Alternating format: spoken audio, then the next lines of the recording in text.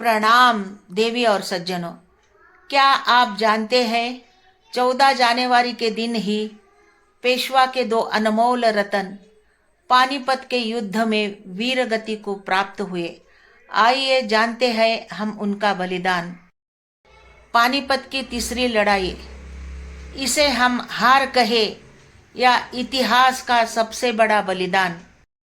भारत का इतिहास वीरता, बलिदान और संघर्ष से भरा हुआ है, लेकिन एक युद्ध ऐसा था जिसने भारत की पूरी राजनीति, शक्ति संतुलन और भविष्य की दिशा बदल दी।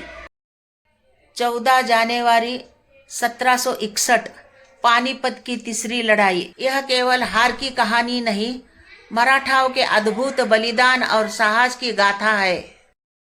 18वीं सदी में मुगल साम्राज्य कमजोर हो चुका था। उत्तर भारत में सत्ता का खालीपन था। मराठा साम्राज्य पुणे से लेकर दिल्ली तक फैल चुका था। पेशवा बाजीराव के नेतृत्व में मराठा भारत की सबसे बड़ी शक्ति बन चुके थे। दिल्ली पर मराठाओं का प्रभाव था। इसी समय अफगानिस्तान से एक आक्रांता उठा, अहमद शाह अब्दाली उर्फ दुरानी, जिसने भारत पर कई आक्रमण किए और दिल्ली को लूटा। और इसी समय मराठा और अब्दाली में पानीपत का तीसरा युद्ध शुरू हुआ।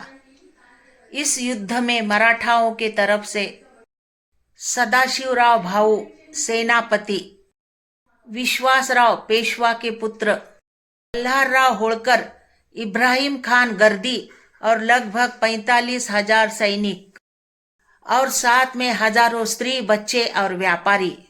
अब्दाली के पक्ष के तरफ से अहमद शाह अब्दाली के तरफ से नजीब-उद-दौला, शुजा-उद-दौला, लगभग 60 से 70,000 सैनिक और मजबूत घुड़सवार सेना। इस युद्ध में मराठाओं की तरफ से सबसे बड़ी भूल ये हुई, मराठा सेना की उत्तर भारत से रसीद कट गई। राजपूत, जाट और सिखों से सहयोग नहीं मिला। महीनों तक भूख, ठंड, बीमारी से जूझते रहे, इसलिए सेना कमजोर हो गई। फिर भी मराठाओं ने पीछे हटने से इनकार किया। 14 जनवरी मकर संक्रांति ठंडी सुबह का दिन था। मराठाओं ने पहला प्रहर पार किया। इब्राहिम खान गर्दी की तोपों से अफगानी सेना को हिला दिया। दोपहर तक युद्ध मराठाओं के पक्ष में लग रहा था, लेकिन फिर अब्दाली ने अपनी आरक्षित घुड़सवार सेना झोंक दी। विश्वासराव युद्ध में वीर गति को प्राप्त हुए। सदाशिव भाऊ तलवार लेकर लड़े और शहीद हो गए। युद्ध का पलड़ा अचानक पलट गया। युद्ध का ये परिणाम निकला, मराठाओं की भयानक हार हो गई। लगभग 1 लाख मराठा सैनिक और अनुयायी मारे गए। उत्तर भारत में मराठा शक्ति को गहरा आघात हो गया, लेकिन अब्दाली भी इतना कमजोर हो गया कि दोबारा भारत पर स्थायी शासन नहीं कर सका। तो सज्जनों, आपको लगता है क्या ये सचमुच हार थी?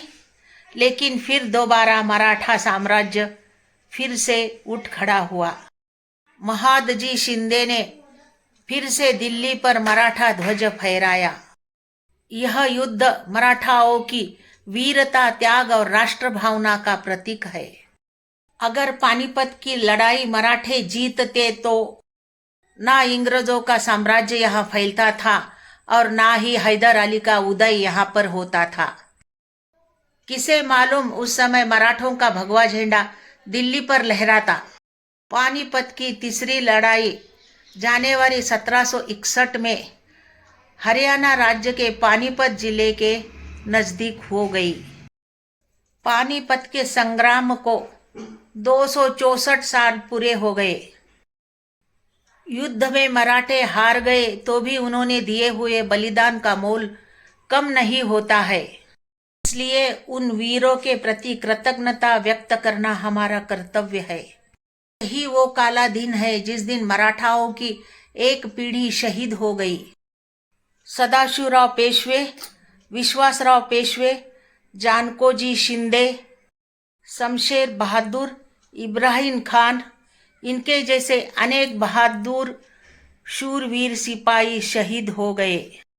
14 जनवरी 1961 ये भारत के इतिहास में एक असामान्य और स्मरणीय मोड़ है। मराठा और अफगान सैन्यों के बीच पानीपत के युद्ध में उस दिन इतना रक्तपात हुआ कि दुनिया में एक दिन में इतनी मनुष्य हानि कहीं भी नहीं हुई होगी। प्रत्यक्ष रणांगन में ठार हुए अफगानी सिपाहियों की संख्या मराठी सिपाहियों से 1.5 गुना ज्यादा थी। पानीपत का युद्ध मराठों का पराभव नहीं, शौर्य का प्रतीक है। मराठों ने दिए हुए वचन के लिए, राष्ट्र रक्षण के लिए एकाकी युद्ध लड़ते हुए कैसा अब्दाली से सामना किया, इसका ये उदाहरण है। बचेंगे तो और लड़ेंगे, ऐसा कहने वाले दत्ताजी शिंदे पानीपत के युद्ध के पहले ही शहीद हो गए। युद्ध में मराठे पराभूत हो गए, मगर उन्होंने दिखाए हुए असीम शौर्य के लिए इस दिन को मराठा शौर्य दिन के नाम से मनाया जाता है। पानीपत के युद्ध ने भारत को ये सिखाया, बिना एकता के सबसे बड़ी शक्ति भी टूट सकती है। पानीपत की लड़ाई केवल हार नहीं, भारतीय इतिहास का सबसे बड़ा बलिदान अध्याय है।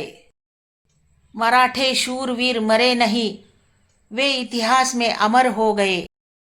सज्जनों, अगर आपको मेरा ये वीडियो अच्छा लगे तो कमेंट बॉक्स में लिखना। मेरे चैनल को सब्सक्राइब नहीं किया है तो सब्सक्राइब करो, लाइक करो, शेयर करो। धन्यवाद। श्री स्वामी समर्थ। जय जय स्वामी समर्थ। जय भवानी, जय शिवाजी।